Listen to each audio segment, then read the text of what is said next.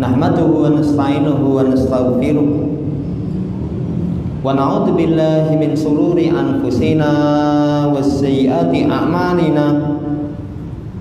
May yahdihillahu fala mudilla lahu wa may yudlilhu fala hadiya lahu. Wa asyhadu an la ilaha illallah wahdahu la syarika lahu wa asyhadu anna Muhammadan abduhu wa rasuluh. Allahumma salli ala Muhammad wa ala ali Muhammad. Ya ayyuhalladzina amanu taqullaha haqqa tuqatih wa la tamutunna illa wa antum muslimun. Ya ayyuhan nasu taqu rabbakumul ladzi khalaqakum min nafsin wahidah wa khalaqa minha zawjaha wa batha minhum rijalan katsiran wa nisaa'a wattaqullaha alladzi tasaaluna bihi wal arham innallaha kana 'alaikum raqiba. Ya ayyuhalladzina amanu taqullaha wa qulu qawlan sadida yusli lakum a'malakum wa yaghfir lakum dzunubakum wa may yuti'illaha wa rasulahu faqad faza fawzan 'azima. Amma ba'd, fa inna ashdaqal haditsi kitabullah wa khairal hadi hadi Muhammadin sallallahu alaihi wasallam wa syarrul umuri muhdatsatuha fa inna kulla muhdatsatin bid'ah wa kulla bid'atin dhalalah wa kulla dhalalatin finnar. Ma'asyiral muslimin rahimani wa rahimakumullah, kita bersyukur kehadirat Allah Subhanahu wa taala. Sekian nikmat Allah anugerahkan kepada kita. Syukurnya kita kepada nikmat mengantarkan kenikmatan itu terus bersama kita, menjadikan sebab kenikmatan-kenikmatan yang lain Allah tambahkan.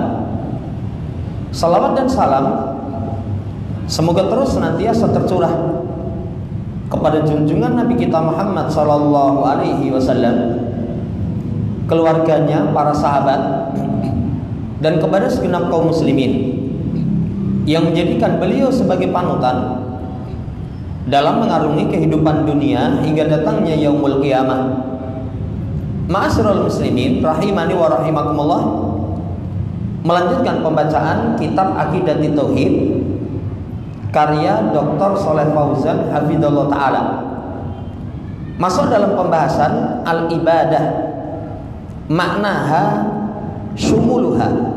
Ibadah maknanya, kemudian cakupannya. Jenis-jenis ibadah itu apa saja? Macam ibadah itu apa saja? Kata beliau, aslul ibadati at-tadallulu wal khudu'. Asal ibadah itu menghinakan diri dan tunduk. Jadi menghinakan diri dan tunduk, itu asal makna ibadah. Adapun secara istilah syariat, ibadah itu memiliki definisi yang banyak, walaupun kembalinya kepada satu. Para ulama ketika memberikan definisi ibadah, yang pertama, annal ibadata hiya ta'atullahi bimtisali ma amarallahu bihi ala alsinati rusulihi. Ibadah itu ketaatan kepada Allah dengan melaksanakan apa yang Allah perintahkan lewat lisan Rasulnya. Itu namanya ibadah. Berarti kalau seseorang mengatakan saya beribadah kepada Allah, ada perintahnya. Ada perintahnya. Kalau nggak ada perintahnya, bukan ibadah itu, atau ibadah yang keliru. Karena definisi ibadah itu ta'atullah bimtisali ma amarallahu bih ala alsinati rusulihi. Taat kepada Allah dengan melaksanakan apa yang Allah perintahkan, kemudian lewat lisan utusannya. Makanya kalau dalam perkara ibadah ada nggak perintahnya? Kan sekarang orang keliru ketika mereka beribadah, diingatkan, ada nggak perintahnya? Apa jawabannya? Elek apa? Jeleknya apa? Kalau seorang beribadah itu bukan jeleknya apa. Kalau satu amalan tidak Allah perintahkan lewat lisan utusannya, cukup itu dianggap jelek. Contohnya mudah. Ketika seorang misalkan sholat nggak sesuai dengan lewat lisan utusan Allah, ketika ruku atau ketika sujud, kalau utusan Allah memberikan contoh, kalau ruku subhana rabbiyal azim, subhana rabbiyal azim, ketika sujud subhana rabbiyal a'la, subhana rabbiyal a'la. Coba ada orang sholat ruku sujud baca Al-Fatihah, alhamdulillahi rabbil alamin. Ketika ruku sujud baca Al-Fatihah, cukup kita katakan kamu keliru. Kamu keliru. Kenapa keliru? Ibadah itu bimtisali ma amarallahu bihi ala alsinati rusulihi. Ini definisi yang pertama. Yang kedua, makna ibadah itu adalah at-tadallulu lillahi subhanahu wa ta'ala, fahiya ghayatud dulli lillahi ta'ala ma'a ghayati hubbihi. Yang kedua, ibadah itu penghinaan diri kepada Allah, dengan puncak penghinaan disertai dengan cinta. Menghinakan diri disertai dengan cinta, itulah ibadah. Ini definisi yang kedua yang disampaikan oleh sebagian ulama. Yang ketiga, ini definisi yang at-ta'riful jami' laha, definisi yang mencakupi. Nanti kalau orang tahu definisi yang ketiga ini, paham. Ini ibadah, ini adat. Ini ibadah, ini tradisi. Apa definisi yang mencakupi? Penulis membawakan ucapan Syekhul Islam Ibnu Taimiyah. Beliau mengatakan ibadah itu ismun jami' likulli ma yuhibbullah wa yarda minal aqwali wal a'mal ad-dhahirati wal batinati. Ibadah itu satu nama yang mencakupi semua yang Allah cinta, Allah ridho. Ucapan, amalan, dohir maupun batin. Dari sini nanti orang tahu ini ibadah atau bukan, ini ucapan atau amalan, dohir atau batin. Oh, ini ucapan. Kemudian tanya yang kedua, Allah cinta terhadap ucapan itu? Allah ridho terhadap ucapan itu? Iya. Dari mana kamu tahu ucapan itu Allah cinta, Allah ridho? Kembali kepada poin yang awal tadi. Allah memerintahkan lewat lisan Rasulnya. Itu disebut ibadah. Kayak hari-hari ini, itu hari tasyrik. Hari tasyrik itu supaya seseorang memperbanyak fa'aksiru fihinna minat tahlil wa takbir wa tahmid. Kalau seorang di hari-hari tasyrik, Allahu Akbar, Allahu Akbar, la ilaha illallah, wallahu akbar, Allahu akbar walillahil hamd. Orang tanya, ini ibadah atau bukan? Ibadah. Dari mana kamu tahu ini ibadah? Allah ridho, Allah cinta. Dari mana kamu tahu Allah cinta, Allah ridho? Allah memerintahkan lewat lisan Rasulnya. Itu patokan definisi ibadah. Maka dari situ nanti kita tahu amalan-amalan yang kayak apa, itu ceknya seperti ini. Lah nanti kalau lebih luas, tanda satu amalan itu Allah cinta, Allah ridho. Pertama diperintah. Yang kedua, siapa yang melakukan itu dijanjikan pahala. Dijanjikan pahala. Contoh, hari tasyrik menyembelih. Ibadah atau bukan? Ibadah. Kenapa ibadah? Karena ada perintah lewat lisan Rasulnya dengan mengatakan kullu ayami tasyrik dabahun. Semua hari tasyrik itu hari penyembelihan. Kemudian dari sisi mana kita tahu Allah cinta? Allah memberikan ganjaran. Kalau seorang beribadah menyembelih hanya untuk Allah Subhanahu wa taala, disebutkan keutamaan-keutamaan, bukti ketakwaan. Oh, tahu nanti itu ibadah. Lah yang ketiganya, tahu kalau sesuatu itu Allah cinta, Allah ridha. Siapa yang meninggalkan, Allah kasih ancaman. Allah kasih ancaman. Kayak misalkan kembali menyembelih, Rasul memerintahkan, kemudian dijanjikan pahala. Allah cinta, Allah ridha. Kemudian orang yang meninggalkan, ada ancaman itu. Maka nalau sa'ah walam yudahi fala yaqrabanna musallana. Siapa yang punya kelapangan tidak menyembelih, jangan sekali-kali mendekati tempat sholat kami. Berarti dari situ kita tahu itu namanya ibadah. Jamaah hormati, ini definisi ibadah kembalinya kepada 3 yang disampaikan oleh Dr. Shaleh Fauzan. Tapi yang terakhir ini adalah definisi yang al-jami', paling mencakupi. Kemudian wahiyya munqasamatun 'alal qalbi wal lisani wal jawarihi. Ibadah itu nanti mencakupi pertama hati, ibadah hati. Kemudian yang kedua lesan. Yang ketiga anggota badan. Kalau mau tambahkan yang keempat, itu nanti harta. Harta. Ada sebagian ulama yang kasih ringkasan, ibadah itu cuma 3. Jiwa, tok, seperti sholat.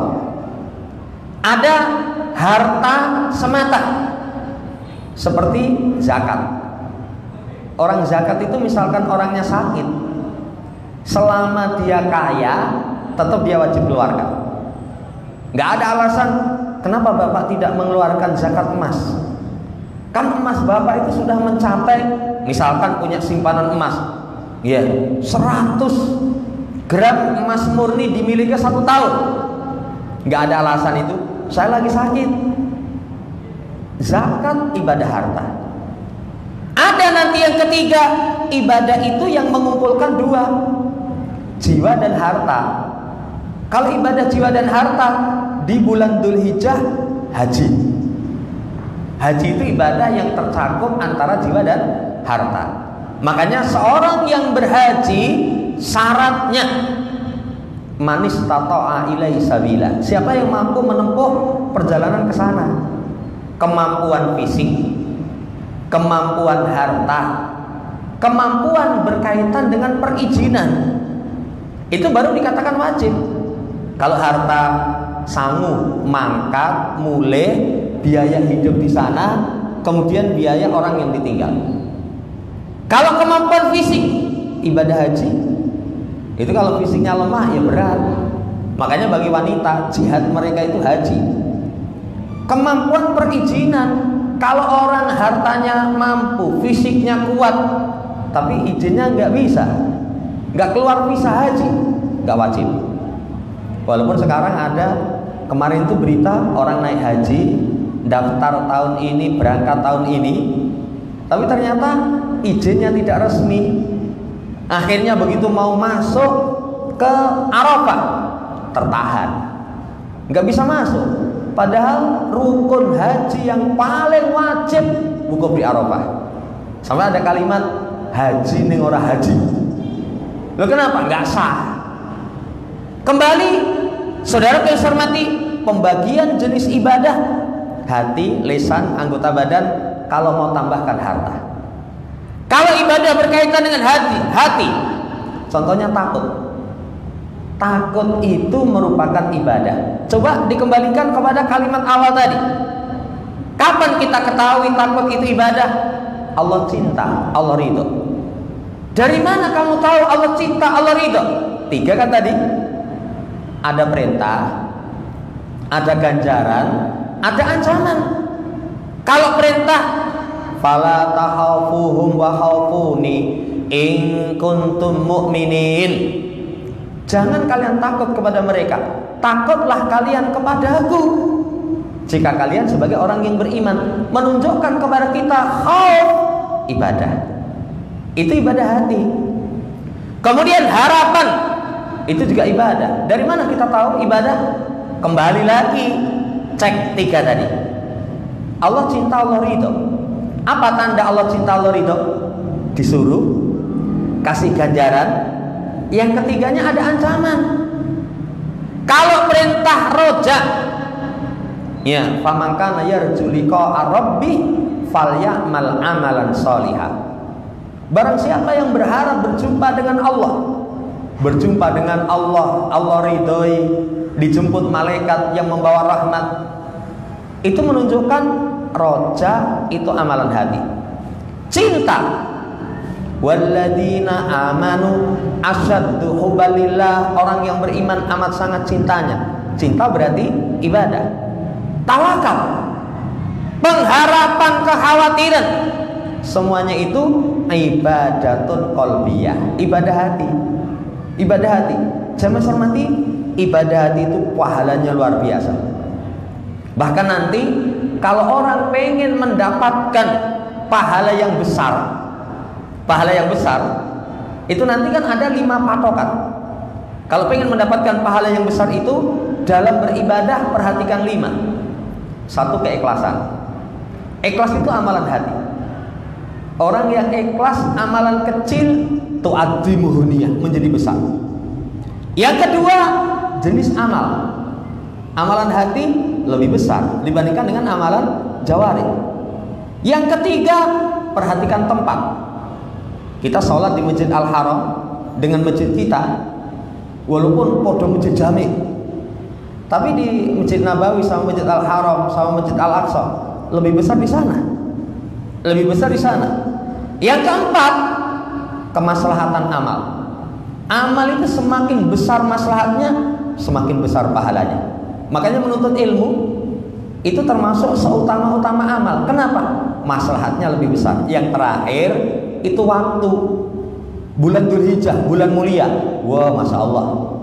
10 awalnya luar biasa. A'dhamul ayami indallah yaumun nahar summa yaumul qar. Hari yang paling agung di sisi Allah itu hari ketika kaum muslimin menyembelih. Kemarin Idul Adha. Kemudian yaumul qar tanggal 11. Kemudian nanti nafar awal tanggal 2. Walhamdu, syukur. Alhamdulillah, alhamdulillah. Semuanya itu ibadah lisan. Ibadah lisan. Walhamdu wa syukru bilisani wal qalb. Nanti kalau syukur dan mengucapkan alhamdulillah dengan lisan dan hati, itu ibadah lisan dan hati. Lihat di sini Dr. Shaleh Fauzan kasih contoh. Tasbih, tahlil, takbir. Ini termasuk ibadah lisan yang sangat luar biasa. Tasbih, subhanallah. Subhanallah itu mensucikan Allah dari segala aib dan kekurangan. Subhanallah itu adalah tauhid asma wa sifat. Allah disucikan dari segala aib dan kekurangan. Makanya subhanallah ini dalam satu hari berapa coba kita disyariatkan? Ketika rukuk sujud bikin mudah 3 kali 3 kali satu rakaatnya. Sujudnya 2 kali berarti 9 kali. Satu rakaat 9 kali. Kalau 17 rakaat ping piro itu. Nanti habis salat subhanallah subhanallah subhanallah 33 kali. Sehari 5 kali, kali 5. Belum lagi nanti adkar sabah, adkar masa, zikir pagi, zikir sore. Subhanallah.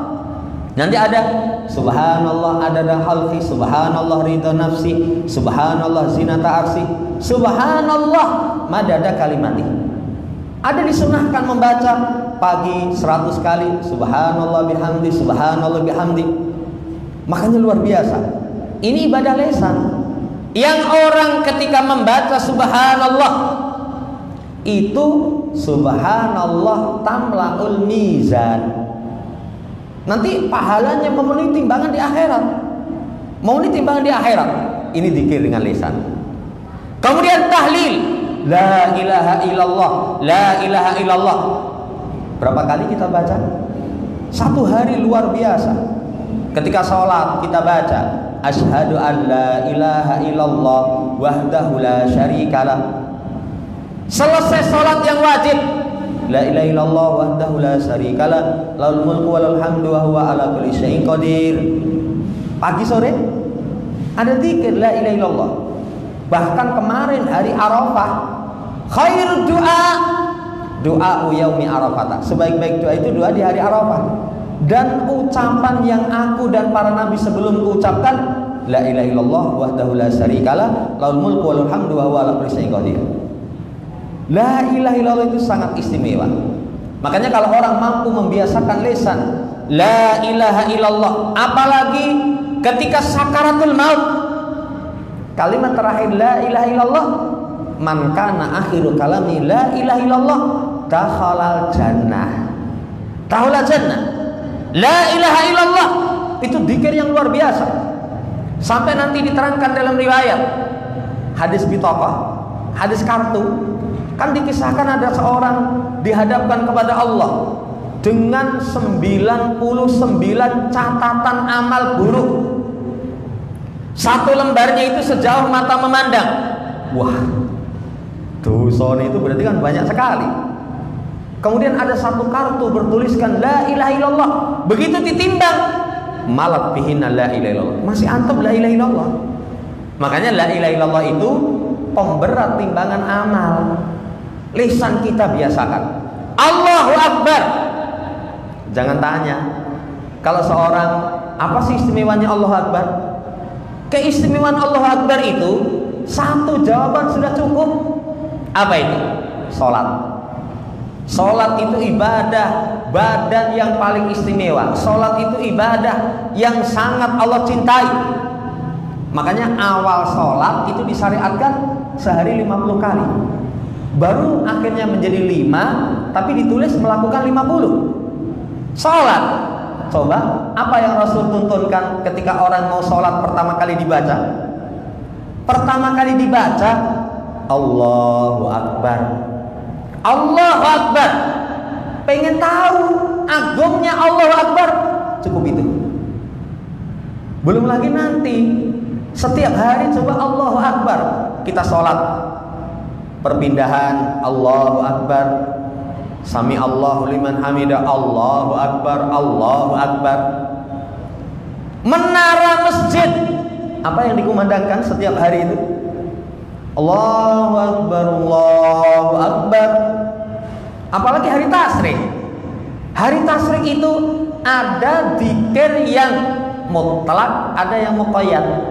Kalau mutlak itu kita sambil jalan di rumah, di pasar-pasar, Allahu Akbar, Allahu Akbar. Kemudian kalau muqayyad, setelah selesai sholat 5 waktu. Cuman setelah kita baca Astagfirullah, Allahumma antas salam, Allahumma la mani'a lima ataita, la ilaha illallah wa la syarikalah, takbiran. Saudara yang saya hormati, termasuk ibadah lisan itu dicontohkan tasbih, tahlil, takbir. Ada satu kata lagi, apa yang istimewa? Satunya itu tahmid, alhamdulillah. Sampai ulama itu sebagian mempertanyakan mana yang lebih istimewa antara la ilaha illallah dengan alhamdulillah. Ya kalau yang jelas itu lebih istimewa la ilaha illallah. Tapi kalau sesuatu dibandingkan dengan sesuatu yang istimewa, sesuatu itu istimewa. Makanya nggak boleh seseorang itu membandingkan antara samurai dengan tongkat. Copolah demdi. Ini saya punya tongkat, ini punya samurai. Mas, itu merendahkan martabat samurai. Lah samurai kok dibandingkan dengan tongkat? Iya, tapi kalau samurai bandingin misalnya pedang lokal itu, ya itu nanti baru la ilaha illallah itu disandingkan oleh para ulama dengan alhamdulillah. Lah sisi mana keistimewaan alhamdulillah? Alhamdulillahi rabbil alamin. Pujian kesempurnaan dengan penuh cinta dan pengagungan hanya kepada Allah. Berarti memuji dengan penuh pengagungan dan kecintaan hanya kepada Allah, itu namanya alhamdulillah. Makanya dalam bahasa Arab bedanya alhamdulillah dengan asana. Maknanya terjemah bebas memuji, pujian. Tapi kalau asana sekedar memuji.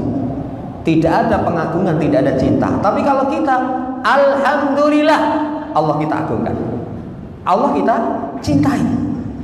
Ini ibadah lisan. Lah kemudian syukur dengan lisan, kemudian dengan hati, itu ibadah lisan dan hati. Kan syukur itu mengumpulkan 3 jenis ibadah. Apa 3 jenis ibadah yang terkumpul dalam syukur?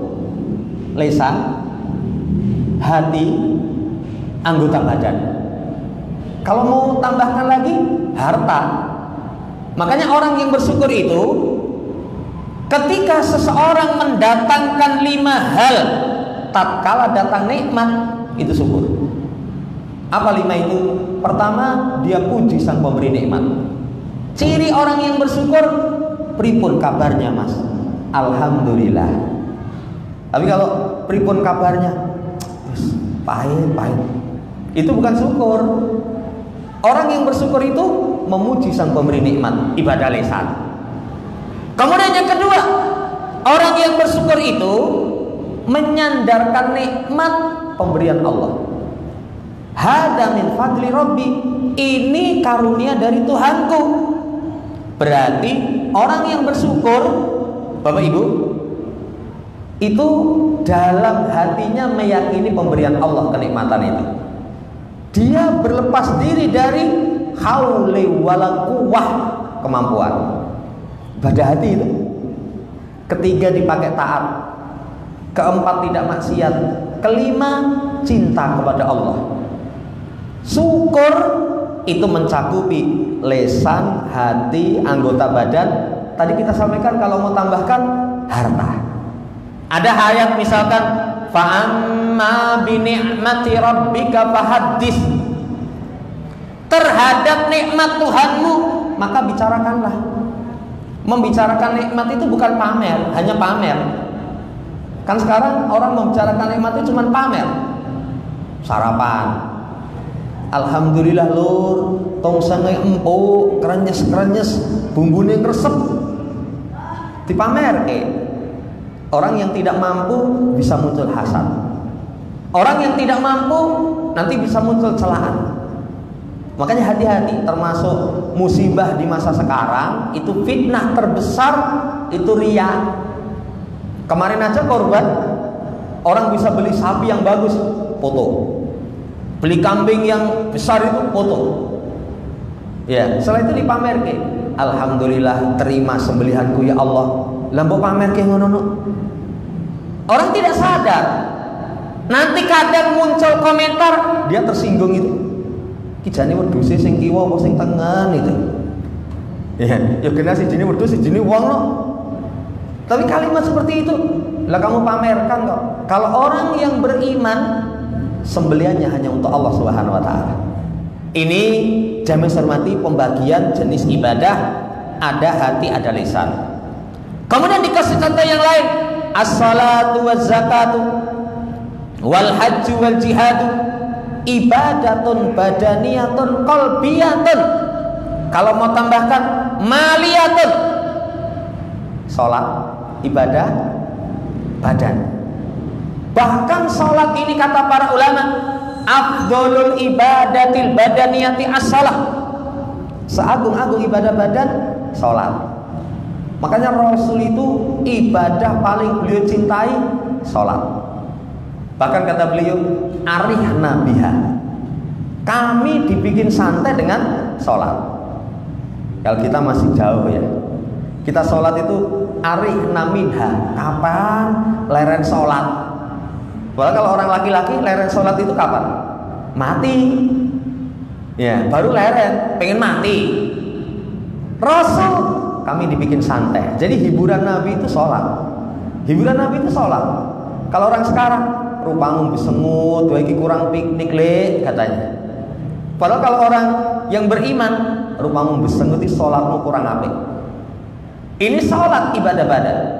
Kemudian ibadah badan, zakat. Walaupun ini masuk ibadah harta. Kemudian haji, tadi kita sampaikan, itu yang mengumpulkan ibadah harta dan badan. Ya, dan badan. Orang fisiknya kuat, nggak punya harta, nggak bisa. Oh, gembrobos apa itu? Wah, saya tadi sudah keliling lapangan ping pitu. Wah, berarti tawaf kuat no? Iya kuat. Lah kok orang makan? Duit ora duwe. Ibadah haji itu mengumpulkan antara fisik dengan harta. Tapi kalau orang misalkan fisik tidak mampu memiliki harta, nggak wajib, cuman ada syariat haji, nanti disebut badal haji. Badal haji, tetap haji ini badalnya sama orang. Cuman sekarang kalau badal ya hati-hati. Kemarin itu ada yang mau syuting itu, wong siji badal ke wong 10. Walah, ya nggak sama. Badal haji itu satu orang, dan yang membadalkan sudah harus haji. Ini saudara yang saya hormati, termasuk ibadah badan, hati, tambahkan harta, itu haji. Kemudian contoh yang lain, jihad. Jihad itu juga termasuk ibadah. Yang ibadah jihad itu mengumpulkan harta dan badan. Bahkan kata Nabi SAW, kalau seorang keluar fisabilillah dengan menggunakan harta dan badan, summalam yarji bisai, nggak ada yang bani, mati syahid. Masya Allah, itu amalan 10 awal bulan Dzulhijjah itu nggak ada tandingan, kecuali kalau seseorang keluar ke medan perang berbekal dengan jiwa dan harta, mati syahid. Nah, ini termasuk ibadah badaniyah, qalbiyah, nanti tambahkan maliyah. Kata Syekh, ila ghairi dzalik min anwa'il ibadati tajri 'alal qalbi wal lisan wal jawarihi wa hiya katsirah. Kemudian disebutkan selain dari itu, dari jenis ibadah. Ingat, kalau pengen tahu satu ibadah, Allah cinta dan ridho enggak? Tanda cinta dan ridho Allah, Allah suruh, Allah kasih ganjaran, Allah kasih ancaman ketika orang meninggalkan. Itu tanda, itu ibadah. Itu tanda ibadah. Ada nanti hati, lesan, anggota badan, wahya kasiratun, dan itu sangat banyak. Dan itu sangat-sangat banyak. Wallahu ta'ala. Kemudian jamaah sekalian, yang menunjukkan pentingnya ibadah, hiyallati khalaqallahul khalqa min ajliha, yang Allah ciptakan makhluk tujuan utamanya untuk ibadah.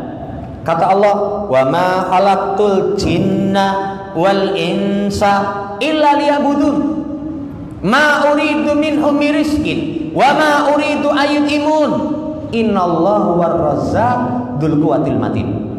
Kata Allah Subhanahu wa taala, tidaklah kuciptakan jin dan manusia kecuali supaya mereka beribadah kepadaku. Aku tidak menginginkan dari mereka rizki. Aku tidak menginginkan mereka memberikan makan kepadaku. Sesungguhnya Allah Maha pemberi rizki, lagi memiliki kekuatan yang kokoh. Ayat ini Allah kabarkan hikmah penciptaan jin dan manusia, qiyamuhum bi ibadatillah, supaya beribadah kepada Allah. Makanya jangan lupa. Kan kadang orang itu lupa tujuan dicipta. Kadang orang itu tidak tahu. Jadi urip ini ngopo toh?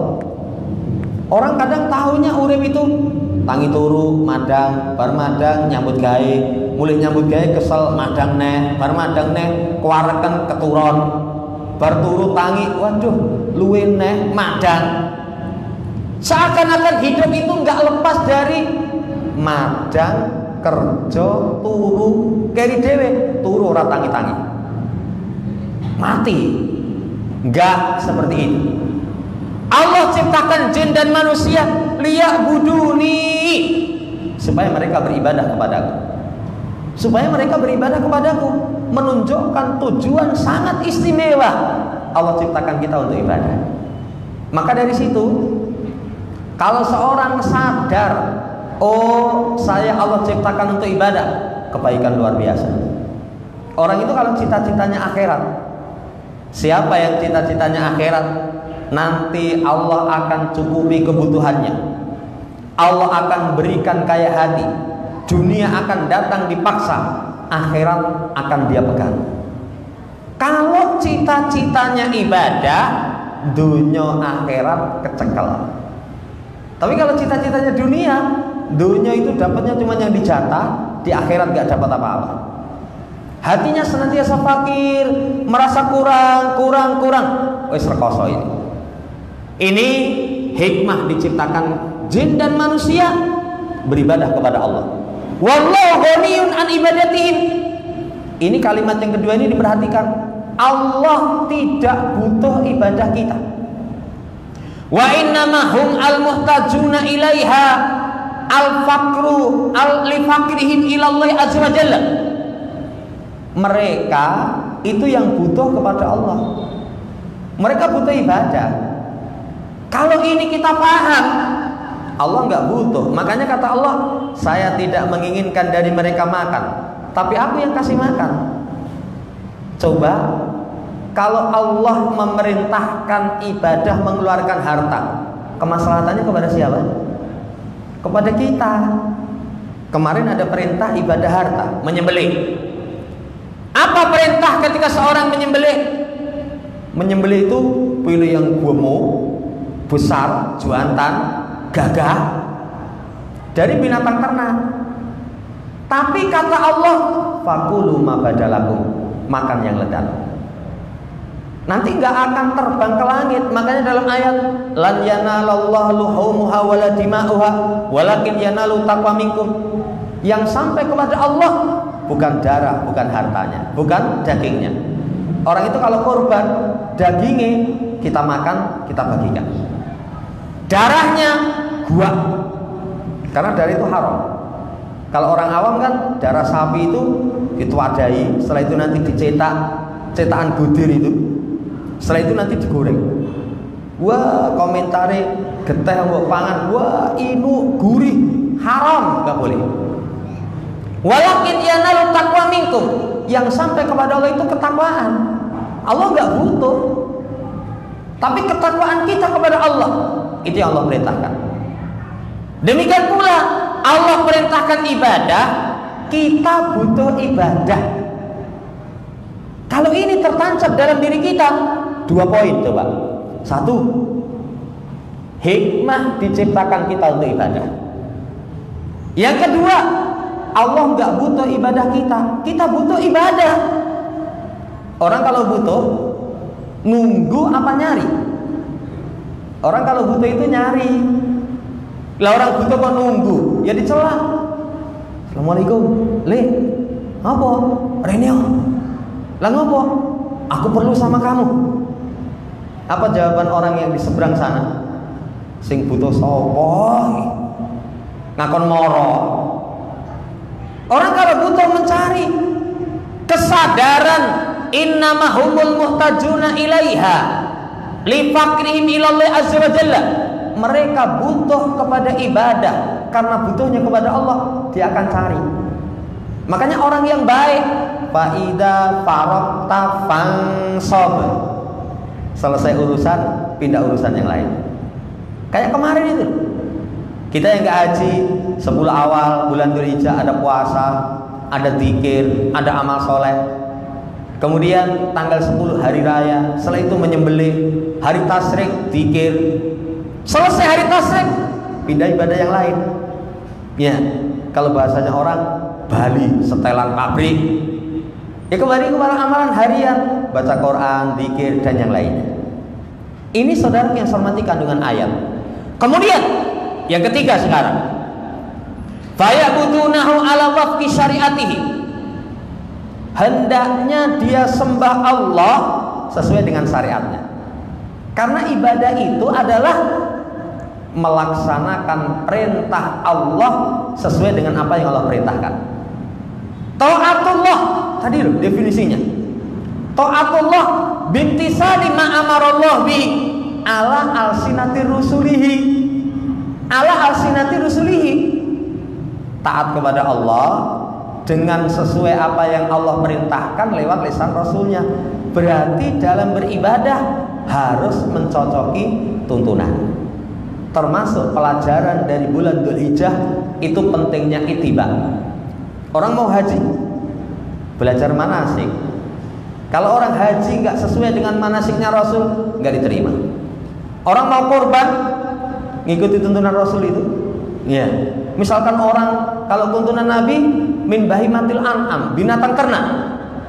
Kita misalnya korban singo, suangar, gagah gitu, nggak sah itu.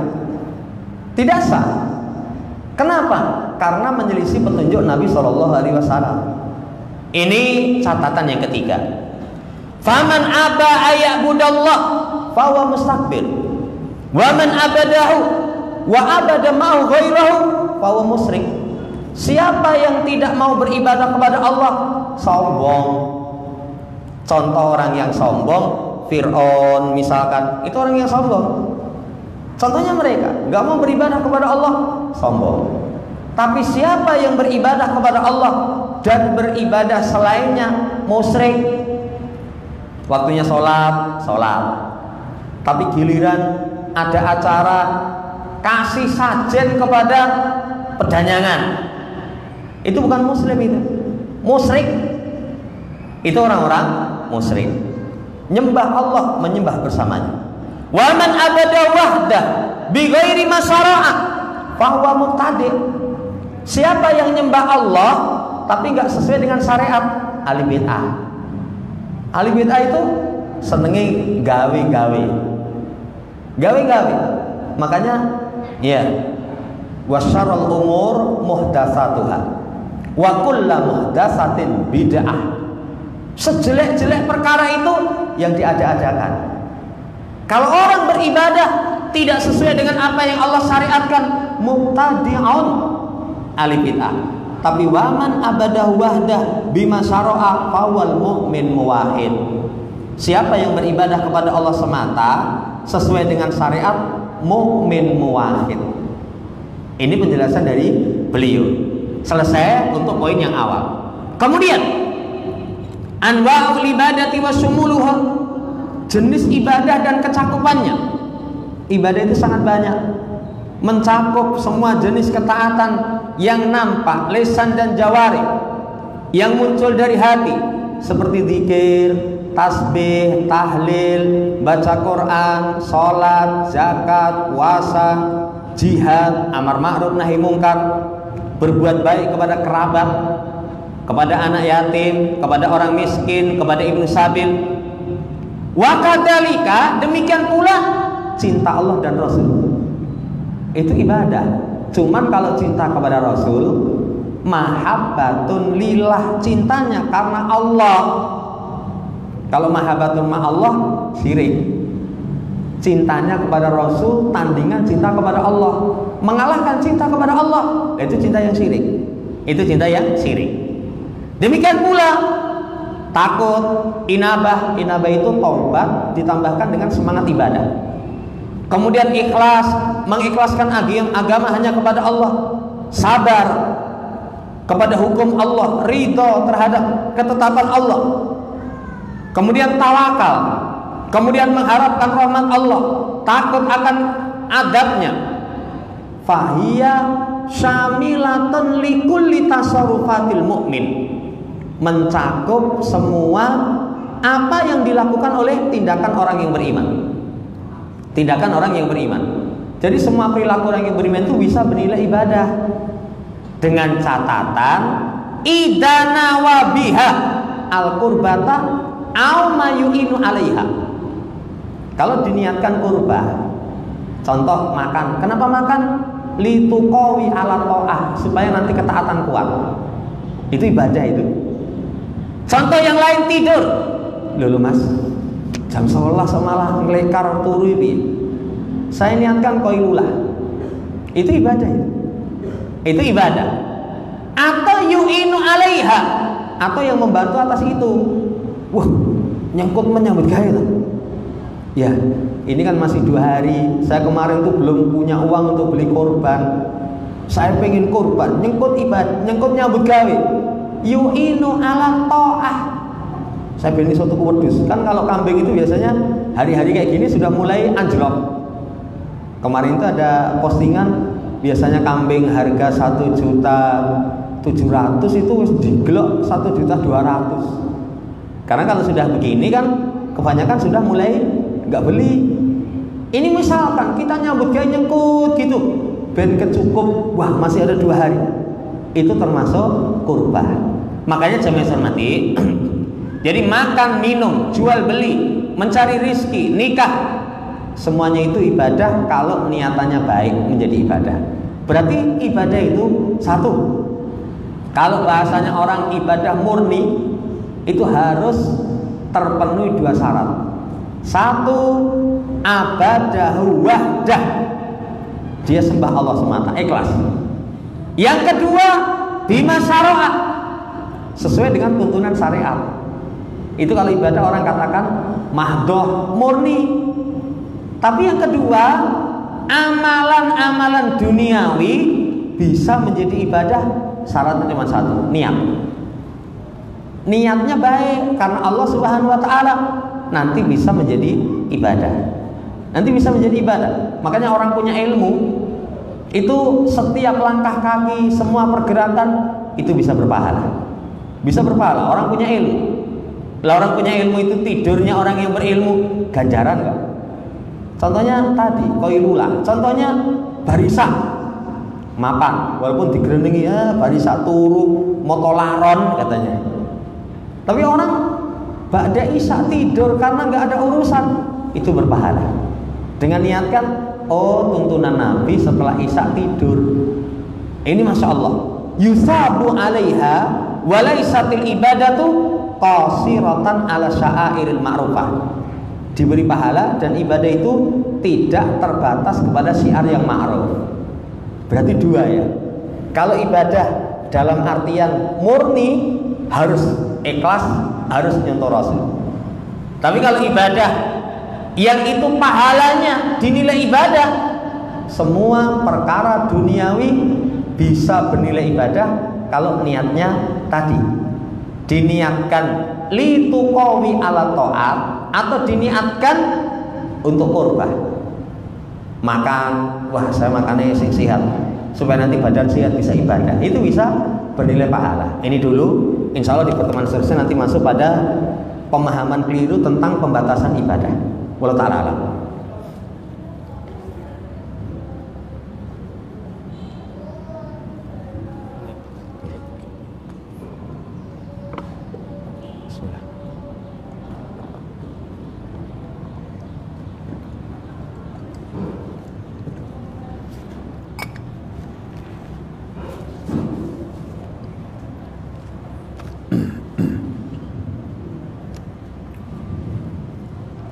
Ibadah itu haram selama tidak ada perintah. Ya betul.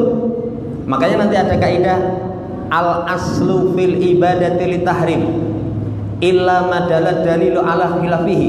Hukum asal ibadah itu haram kecuali ada dalil yang memerintahkan. Makanya kembali definisi ibadah, taatullah bimtisali ma amarallahu bihi ala alsinati rusulihi. Ibadah itu ketaatan kepada Allah dengan melaksanakan apa yang Allah perintahkan lewat lisan Rasulnya. Itu benar. Dunia itu halal selama tidak ada larangan.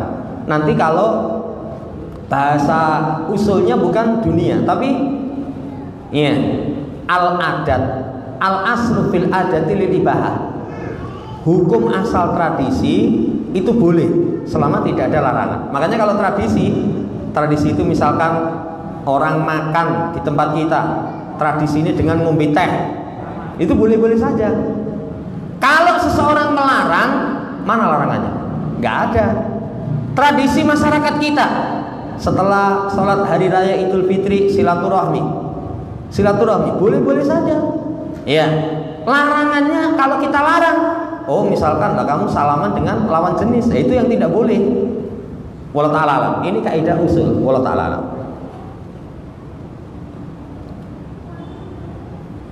Mana yang didahulukan jika dana terbatas? Mendaftar haji dulu atau berangkat umroh dulu? kalau dananya terbatas, jamaah hormati, tentu lebih utama haji. Cuman haji itu kan nunggunya lama. Karena kalau orang umroh belum menggugurkan haji. Tapi kalau sudah haji sekali, itu sudah menggugurkan kewajiban. Allah Ta'ala. Tapi kalau memang suruh milih dua ini, pilih yang haji dulu. Ya, Allah Ta'ala.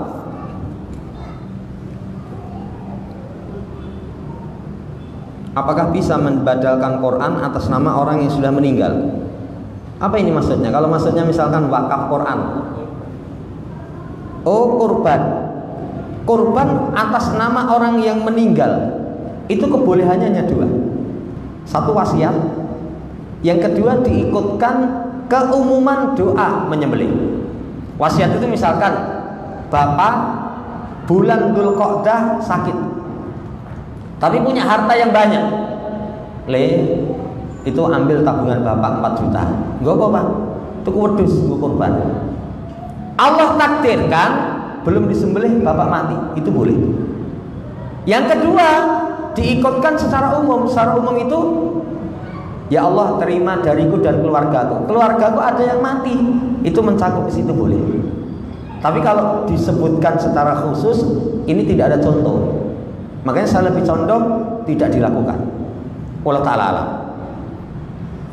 Jika sholat id bertepatan dengan hari Jumat, apa tidak wajib sholat Jumat? Nanti bagi orang yang ikut sholat hari raya diberi rukhsah, tidak Jumatan. Kalau tidak Jumatan, sholat duhur, jangan keliru. Dulu di Solo itu sempat heboh. Jadi saya ngisi pengajian itu, kemarin ada yang ngisi katanya kalau sholat hari raya bertepatan dengan hari Jumat, gugur Jumatan, gugur sholat Jumat. Wah, fikih kau ngendi ini? Ini pendapat yang lemah, marju. Ya, tapi bagi orang yang ikut Jumatan, rukhsah tidak Jumatan. Tapi masjid tetap mengadakan Jumatan. Karena Nabi, inna mujami'un, kami tetap mengadakan Jumatan. Nanti kalau jamaahnya terserah. Ya, nanti sebagian ulama, yo jamaah ini kalau mau Jumatan monggo, kalau nggak mau Jumatan nggak ada rukhsah, tetap sholat duhur. Bareng kita tunggu arep Jumatan, sing teko gurung loro, berarti gugur Jumatan, sholat duhur. Atau kalau Syafi'iyah, Jumatan itu syaratnya 40 orang, sing teko 30 Ya, kita nggak boleh misalnya, ini yang genep megah, ya itu nggak mau, ya sudah, berarti nanti sholat duhur. Ini Allah Ta'ala.